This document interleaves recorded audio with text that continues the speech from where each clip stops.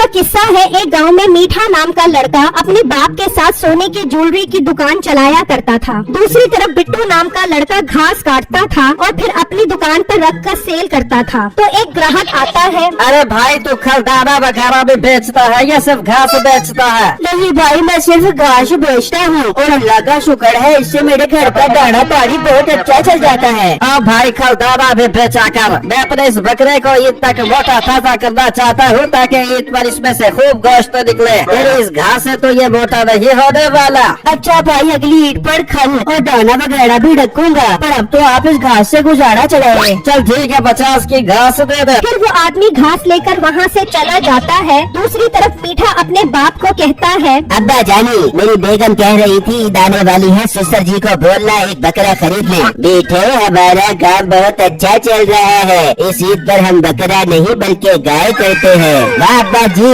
I love you. नसीबो गाय देखकर खुश हो जाएगी और हमसायों में भी हमारा नाम ऊंचा हो जाएगा कि मीठे के घर गाय आई है गाय। ओ मीठे शर्म कर, कुर्बानी दिखाने के लिए नहीं होती, पता नहीं तुझे कब अकल आएगी। अच्छा अपन नसीहतें बाद में कर लेना, अब गाय लेने चलो। फिर मीठा और उसका बाप वहाँ से निकलते हैं और गाय मंडी आ जाते हैं। तो उन्हें वहाँ पर एक ब्राउन कलर की गाय नजर आती है, तो वो वहाँ आ जाते हैं। भाई साहब, ये ब्राउन गाय कितने की दे रहे हो? हाजी साहब, ये गाय आपको 2 लाख में दे दूंगा। अब्बा तूने कब हज कर लिया? ये तुझे हाजी क्यों बोल रहा है? ये लोग ऐसे ही नाम से बुलाते हैं, तू अपना मुंह बंद कर। अब भाई साहब तुम्हारा रेट बहुत ज्यादा है। हाजी साहब, पूरा साल हम गाय को मक्खन मुरब्बा जाए तो दूध पिलाते हैं, जब जाकर इनका इतना वजन होता है देखो तो सही, पूरे 5 मन का जानवर है। ओ भाई, उन मक्खन और मुरब्बा जात में से तू भी कुछ खा लेता ताकि तेरा वजन भी शायद थोड़ा बढ़ जाता।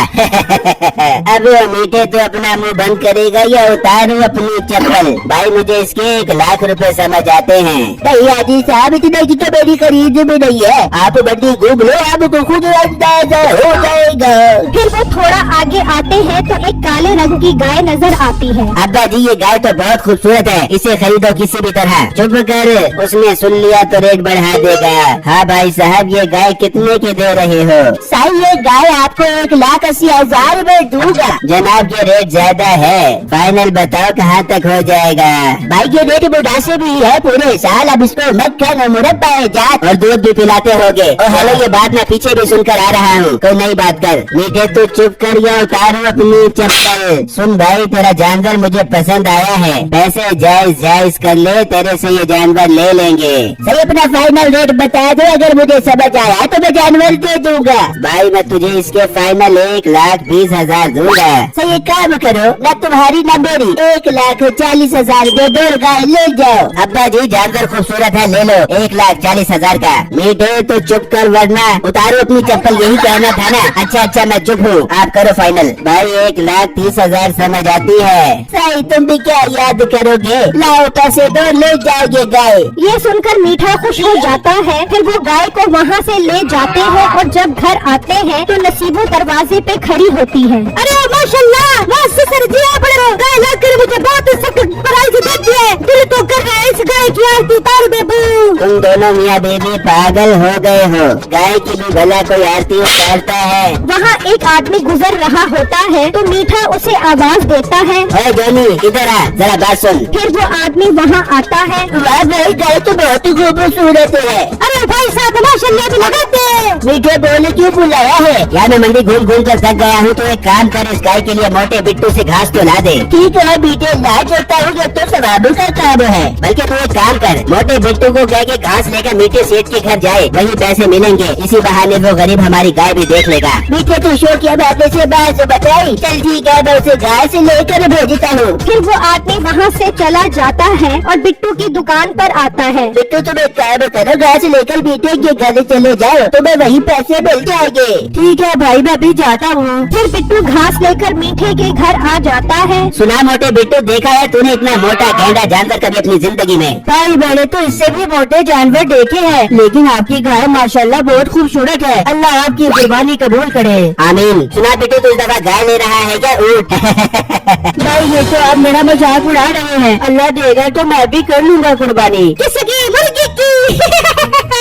अंकल मुझे घास के पैसे दो ताकि मैं यहाँ से जाऊँ। ठीक है देता हूँ। ऐसा ना हो तुम जैसे गरीब लोगों की कहीं मेरी गाय को नजर ही न लग जाए। फिर बिट्टू उदास होकर पैसे लेकर वहाँ से चला जाता है और घर आ जाता है। क्या हुआ बिट्टू, आप कुछ परेशान लग रहे हो? सब ठीक तो है ना? कुछ नहीं बेगम, बस थक गया हूँ। सुनाओ बिट्टू, आपका घास का काम कैसा चल रहा है? बेगम घास का काम तो काफी अच्छा चल रहा है। फिर बिट्टू आप भी ईद पर बकरा खरीद लो। बेगम इतना अच्छा भी नहीं चल रहा कि बकरा खरीद लो। हाँ बेगम, हम अगली ईद पर कुर्बानी जरूर करेंगे। ठीक है बिट्टू, आप थक गए होगे, चलो आप आराम कर लो। फिर रात हो जाती है, मीठा और नसीबो सो जाते हैं और जब सुबह होती है तो नसीबो कहती है, चलो मीठे हम इस गाय को खुदा कहते हैं। फिर मीठा और नसीबो बाहर आते हैं तो हैरान रह जाते हैं, वहाँ गाय नहीं होती। अब्बा जी जल्दी बाहर आओ, गाय गायब है। फिर मीठे का बाप भागता हुआ आता है। ये क्या मीठे, हमने तो गाय रात में यहीं बांधी थी। ससुर जी लगता है जरूर कोई चोरी करके ले गया। हाँ अब्बा, नसीबो ठीक कह रही है। मुझे तो मोटे बिट्टू पर शक है। वो कल यहाँ घास लेकर आया था और बार बार हमारी गाय को देख रहा था। मैं भी उसके घर जाता हूँ। दूसरी तरफ बिट्टू दुकान पर जा रहा होता है तो उसकी नजर गाय पर पड़ती है। ये तो मीठे भाई की गाय है। जबकि मीठा बिट्टू के घर पहुंचता है। हेलो बीबी, बिट्टू किधर है? वो तो दुकान पर गए हैं। उसे बोल दे मेरी गाय वापस कर दे, वरना मैं उसे नहीं छोड़ूंगा। दूसरी तरफ बिट्टू वो गाय लेकर मीठे के घर आ जाता है। बिट्टू, ये गाय तुम्हारे पास क्या कर रही है? अंकल मैं दुकान पर जा रहा था तो मुझे आपकी गाय नजर आई। मैं समझ गया कि ये जरूर रस्सी तुड़वा कर यहाँ आई होगी, इसलिए मैं इसे यहाँ ले आया। बिट्टू तुम्हारा बहुत शुक्रिया।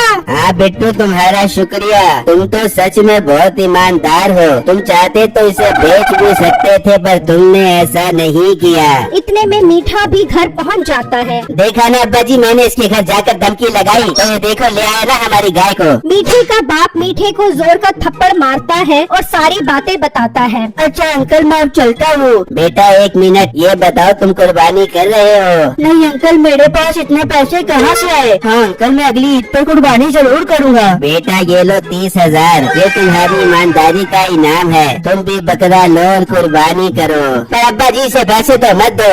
मीठे तो चुप कर, वरना उतारूं क्या अपनी चप्पल। फिर बिट्टू पैसे लेकर खुशी खुशी वहाँ से चला जाता है।